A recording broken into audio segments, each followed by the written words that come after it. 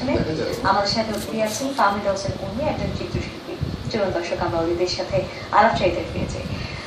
যে জায়গাগুলো শুনছিলাম যে আপনার এই যে সাংস্কৃতিক কর্মকাণ্ডে বিভিন্ন ভাবে জড়িয়ে থাকা, এরপর যে আপনি কিন্তু আপনার চিত্রকর্ম বা এই যে ছবি আঁকা আঁকি এই বিষয়টা কিন্তু ধরেই রেখেছেন।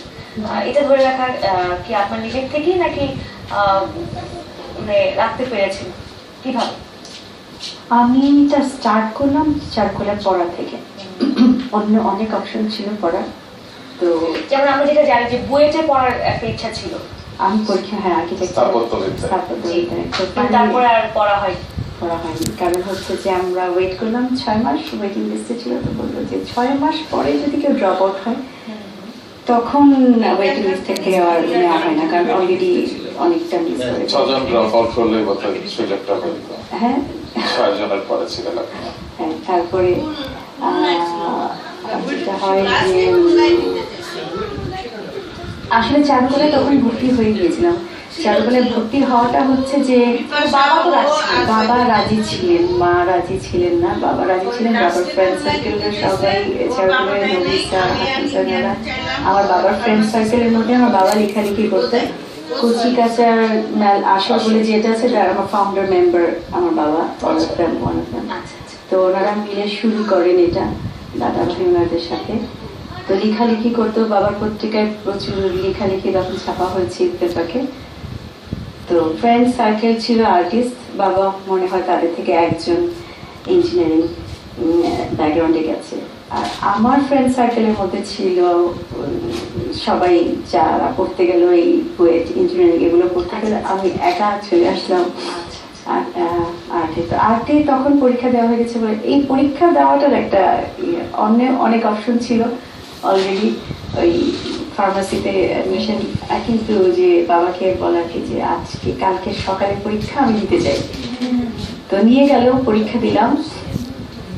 তো জাস্ট তারপরেও ক্লাস করার সময়ও একটু ব্যাপার ছিল। শুরু হয় যখন ক্লাসটা, মা বললো যে না, ওর টাইপটা এরকম আর্ট কলেজে পড়লে আর একটু অন্যরকম হয়ে যাবে। ওরা মনে করছে অ্যাবসেন্ট মাইন্ডেড টাইপ, আরো বেশি হয়ে যাবে। চারুকলায় তো অনেকগুলো সেক্টর আছে এবং অনেকগুলো শাখা আছে। তারপর ড্রয়িং এন্ড পেইন্টিংস এর উপর আগ্রহটা জন্মালো কেন? শুরু থেকে পেইন্টিং করার আগ্রহ থেকেই ভর্তি হওয়া। তারপর আমরা যখন অ্যাডমিশন নেই তখন যে প্রথম 20 জন করে অটোমেটিক্যালি পেইন্টিং এ দেয়, তারপর থেকে আর ভাগ হতে শুরু করে। আর তখন সবগুলো মানে ইউনিভার্সিটির বাকি সাবজেক্টগুলো যে পড়ার অত ডিটেলস কিন্তু তখন আমি জানতাম না।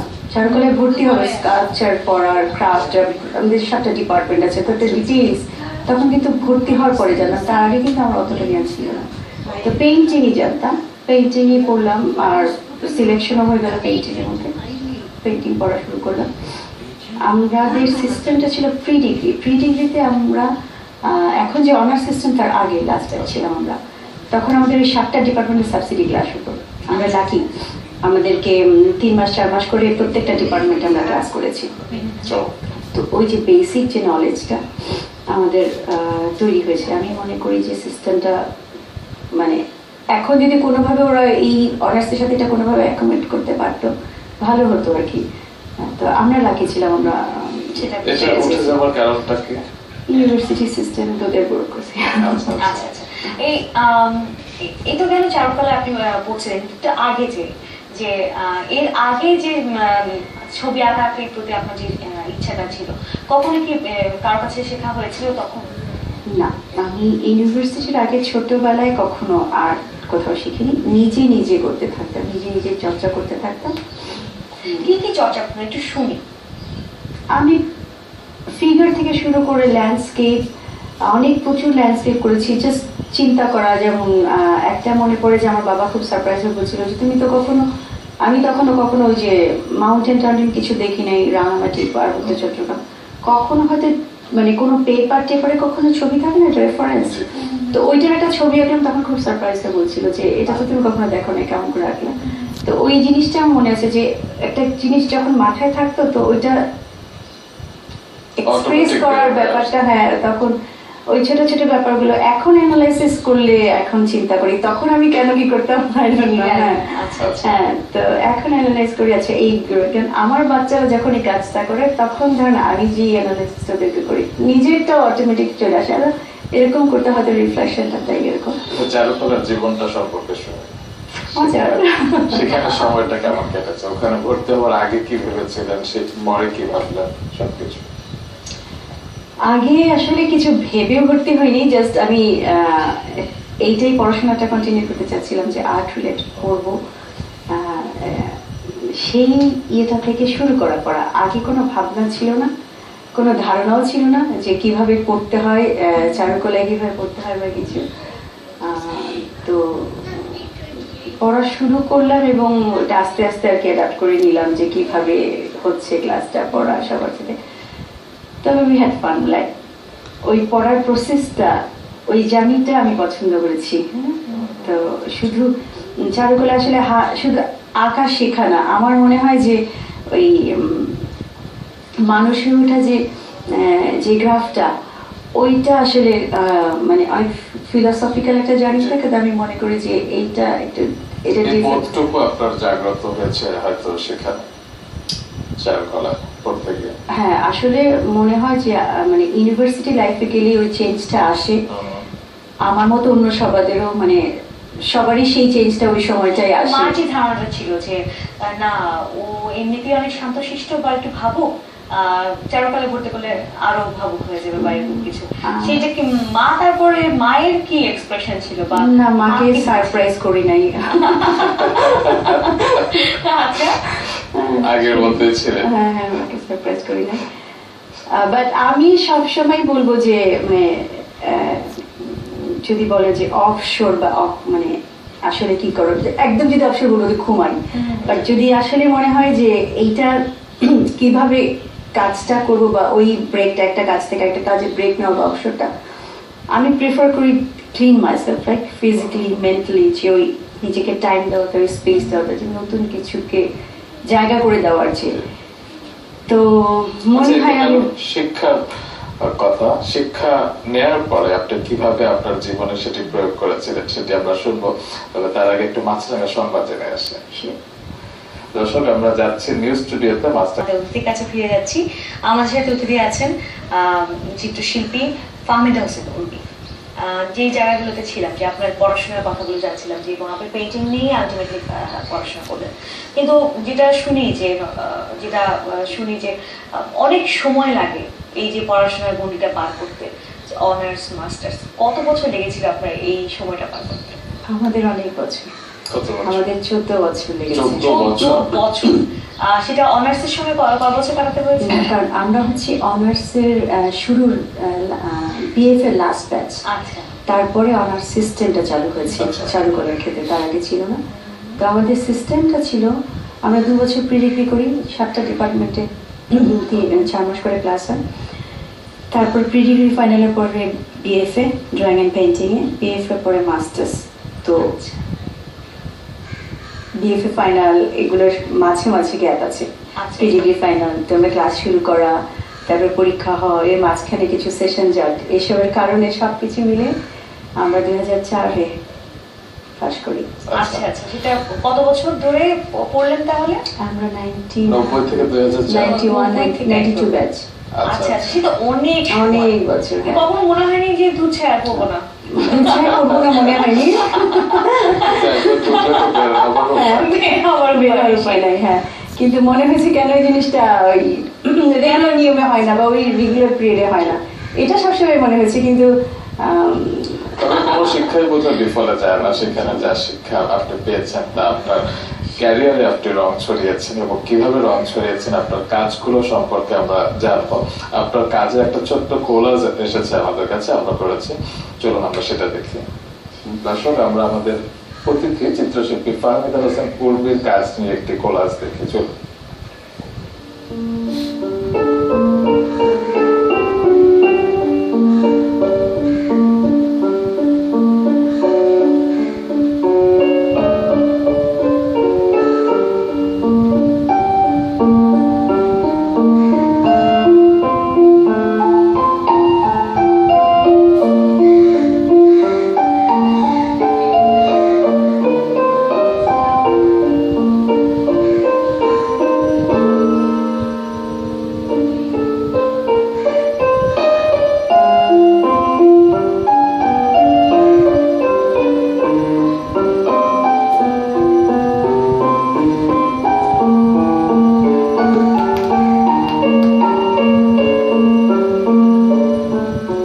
সাথে পেন্টিং আমরা দেখছিলাম। এখন তো আমি ঈর্ষান্বিত হয়ে পড়ছি।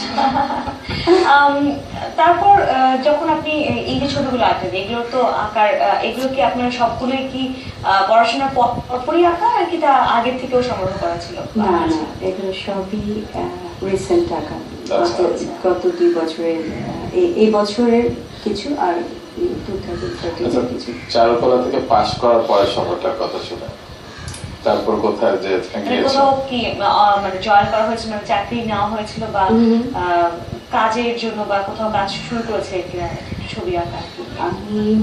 আমি যখন বিএফএ ফাইনাল করে দিলাম, তখন আসলে আমার হাজব্যান্ড মাস্টার্স করছিল নেদারল্যান্ডে, আমরা চলে গেলাম। তো ওখানে আমি প্রথম আমার সলিটা করি ইউনিভার্সিটির ক্যাফেটেরিয়াতে। ওই ব্রেকে সবাই আসতো, বসতো, কথা বলতো, আমিও যেতাম গল্প করতে। দিনের সাথে কথা হলো, তো দিন যখন আর কি বললো যে তুমি আর্টিস্ট, আমার হাজব্যান্ড বললো তুমি আর্টিস্ট নিয়ে আসছো, তো ওদেরকে প্রেজেন্ট করা যায়। তখন ওরা আর কি প্রপোজ করলো, তারপরে ওখানে একটা এক্সিবিশন করলাম ওদের ইউনিভার্সিটি এক্সিবিশন হলে। তারপরে এটা মজা ছিল, এটা আমি আমার হাজব্যান্ডের থিসিসের জন্য এখন যেটা জিআইএস টেকনোলজি, যেটা জিপিএস লঞ্চ করার জাস্ট আগের বছরটা, তো ওদের কায়রোতে রোড নেটওয়ার্কিং এর উপরে থিসিস ছিল। তো আমরা গেলাম, হোটেলে বসে বসে, ওরা সার্ভে করতো, প্রজেক্টে কাজ করতো, আমি হোটেলে বসে বসে ছবি। তো তখন ওই যে ফিলিংটা যে কিছু করব, যে বাংলাদেশকে প্রেজেন্ট করব, আর এসে মাস্টার্স জয়েন করতে হবে, তো মাস্টার্সের ওই এক্সপেরিমেন্টাল কাজের ওই জিনিসটা তৈরি করতে হবে। তো ওই দুইটাই একসাথে মাথায় কাজ করছিল। তো থিমটা আসলে ওইখানে শুরু। এখন আমি যে রিলেশন সিরিজ নিয়ে কাজ করি, তো ওইখান থেকে শুরু করে মাস্টার্সেই আর কি স্টুডিওতে ওইটা ডেভেলপ করা হয় সিরিজটা। তো বাংলাদেশ রিলেটেড কিছু কাজ ছিল, ওই বেশিরভাগই উইমেন, আর এই সিরিজের কাজ। তো আমি 40টা পেন্টিং ছিল, ছোট ছোট। তো এক্সিবিশন করলাম, সব সেল হয়ে গেল, হঠাৎ রিচ হয়ে গেলাম। তারপর বেরোলাম ইউরোপ ট্যুরে। কি করবো, স্টুডেন্ট মাত্র, মানে জাস্ট বিএফএ শেষ করলাম, এখন এত হঠাৎ রিচ হয়ে গেলে কিছু করার।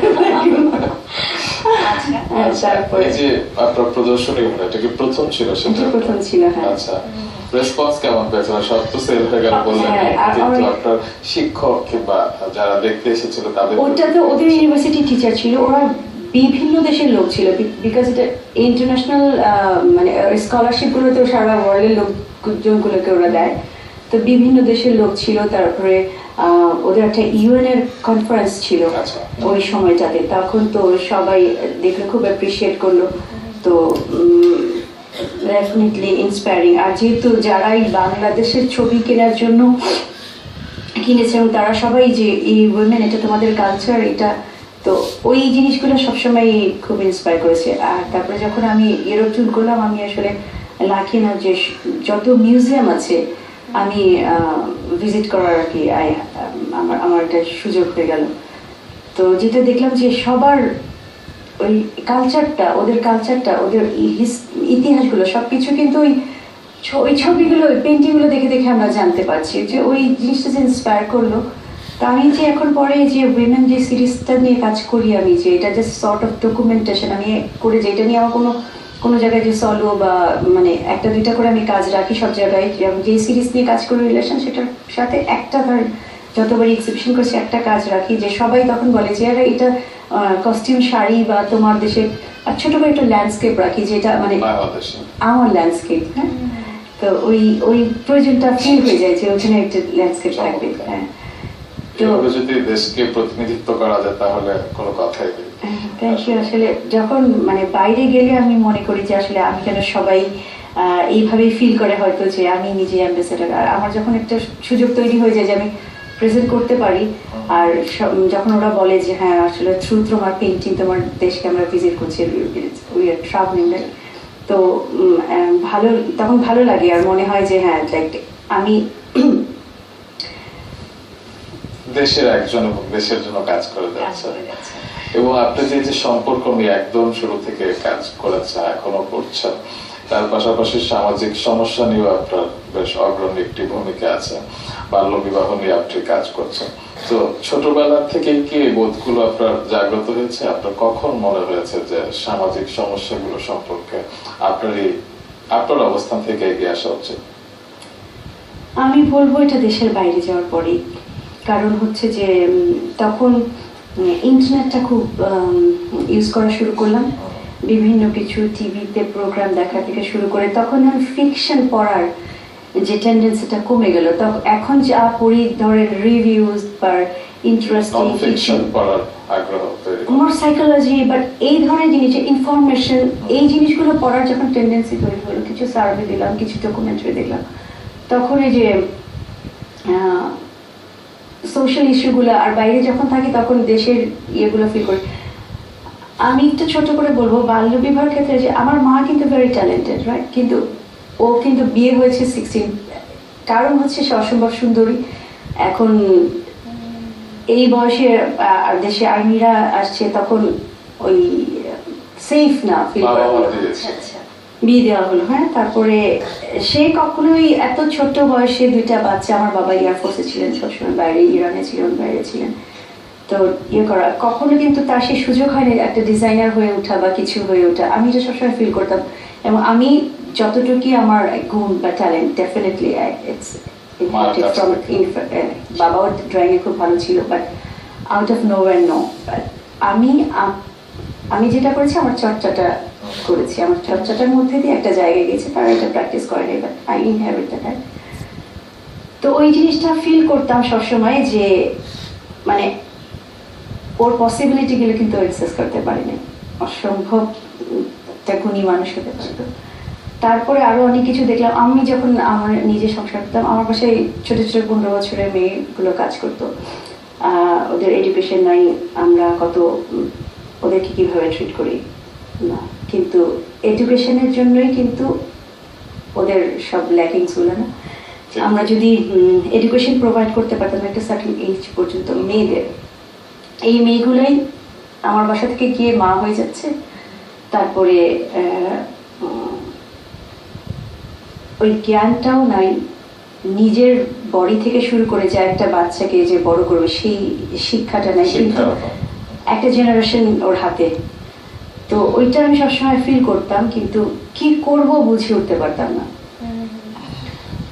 যে তখন আমরা আসলে যদি একটা ভালো নেক্সট জেনারেশন চাই, তো প্রথম হচ্ছে যে তুমি যে মা যে শিক্ষাটা দিবে তার নিজের শিক্ষাটা থাকা দরকার, ইভেন মানে শারীরিক সুস্থ রাখার যে জ্ঞানগুলো নিজেকে এবং বাচ্চাকে। তো নিজে ভালো না থাকলে আরেকজনকে ভালো রাখাটা কিন্তু টাফ, এটা আমার ওপিনিয়ন, আমি মনে করি তাই। তো আমার প্রফেশন, আমি তো সোশ্যাল ওয়ার্কার না, আমার প্রফেশন থেকেই আমার মনে হলো যে আমার প্রফেশনটা কন্টিনিউ করতে হবে, আমার প্রফেশন থেকে তো আমি কিছু করতে পারি। তো ভাবনাটা ছিল অনেক, গত 2 বছর ধরে আমি এটার উপরেই ধরেন চাইল্ড ম্যারেজ এটা নিয়ে পড়ছি, ইউনিসেফ অনেক কিছু report, even psychology mental health related অনেক রিভিউজ, বাইরে অনেক ওয়েবসাইট আছে যেগুলো ইজিলি অ্যাক্সেস করা যায়, পড়া যায়, কিছু ফ্রেন্ড সার্কেল আছে। তারপরে আমি ওখানে মিট করলাম যে গ্রুপ অফ আর্টিস্ট যারা আর্ট থেরাপি নিয়ে কাজ করে। আচ্ছা আচ্ছা আচ্ছা, তারপরের গল্পগুলো আমরা বিরতির পর শুনি। দর্শক, একটি বিরতি নেবার সকাল নিবেদক মেরিল স্প্ল্যাশ।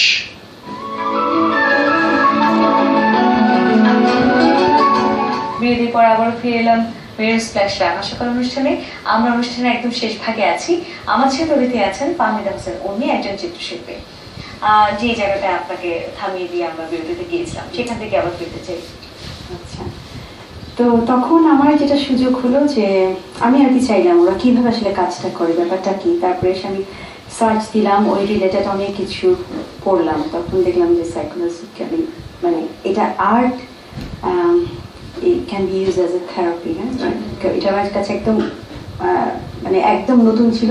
ইউনিভার্সিটিতে এরকম একটা সাবজেক্ট আছে, পড়াশোনা হয়, কোনো ধারণাই ছিল না। তো ওদের সাথে একজনের সাথে আমি একটু ওয়ার্কশপে আর কি জাস্ট দেখলাম যে ওরা কিভাবে কি করে পার্সোনালি। তারপরে এটা নিয়ে আসলে কিছু হয়নি, বাট আমি একটা অর্গানাইজেশনে কাজ করা শুরু করলাম, যেটা সাউথ এশিয়ান উইমেন দেশে, ওরা ইমিগ্রেন্টের জন্য সেটেলমেন্ট প্রোগ্রাম দেয়। আচ্ছা তো ওদেরকে নানান রকম ভাবে হেল্প করা হয়। তখন আমাদের এই বেল্টের মানে সাউথ এশিয়ান উইমেনদের সব ল্যাঙ্গুয়েজের সাথে কথা বলতে, আর আমি মোটামুটি অনেকগুলো ল্যাঙ্গুয়েজে কথা বলতে পারি। তো ওই যে রিলেশনটা তৈরি হওয়া বা ওদের সিচুয়েশনটা বুঝতে পারা বা রিলেট করতে পারা, যে আমাদের কালচার বা ওদের সাথে মানে একটা কোথাও একটা বলে না যে একই সূত্রে কথা, ওই ব্যাপারটা ফিল করা। তো তখন সবসময় ফিল হতে থাকে যে যদি কিছু করতে চাই না, আমার প্রফেশন থ্রু আমার প্রফেশনে আমি এটা চিন্তা করব।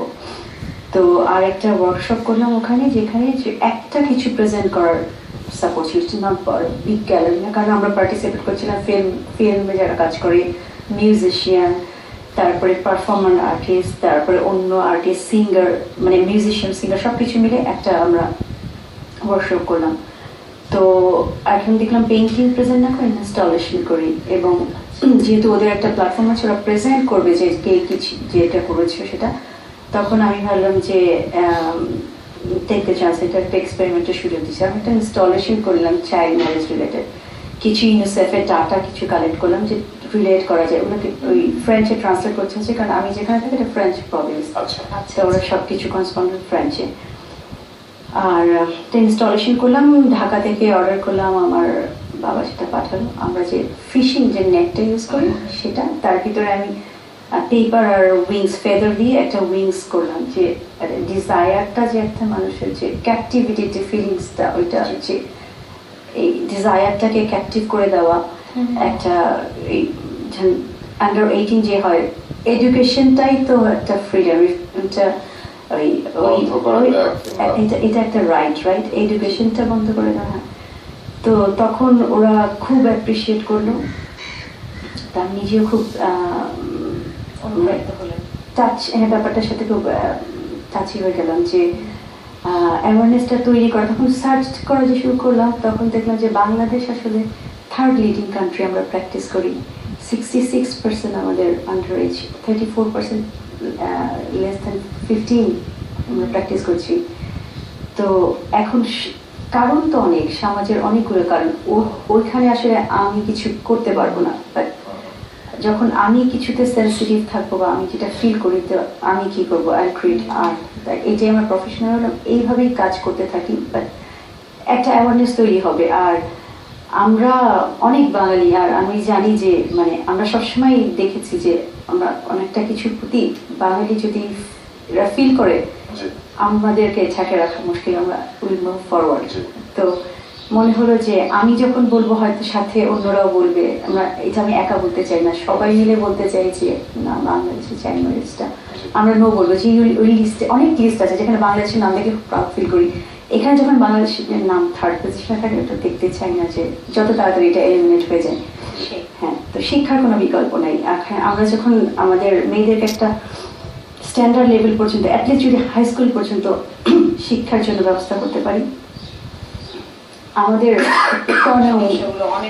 দেশের স্ট্রাকচার অনেক চেঞ্জ হয়ে যাবে। যে আমরা ভবিষ্যৎ জেনারেশনের জন্য কাজ করবো, যা হয়ে গেছে হয়ে গেছে। এখন থেকে যদি মাকে ট্রেন করা, শুধু এডুকেশন দিলে, মানুষের মেন্টাল হেলথটাও অনেক ব্যাপার, তুমি যখন নেক্সট জেনারেশন তৈরি করবা।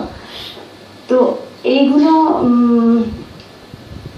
ওই অ্যাটমসফিয়ারের সাথে থাকতে থাকতেই বা ওই ভাবনাগুলো আসতে আসতেই এখন সুযোগটাই তৈরি হলো যে আমার বাচ্চারা একটু বড়, একটু আপনি এখন আরো বেশি সময় দিয়ে কাজটা করা, হ্যাঁ এই সময় দিয়ে কাজটা করা। তো এটা একটা ব্যাপার, যখন আমার বাচ্চাদেরকে বড় করতে করতে আমার মনে হচ্ছে আসলে ওদের সামনে কি রেখে যাব, শুধু রান্না করে খাওয়ানো সব দেখে রাখা, এইভাবে বড় করা যায়, ফিলোসফিক্যালি রিচ করেও বড় করা যায়।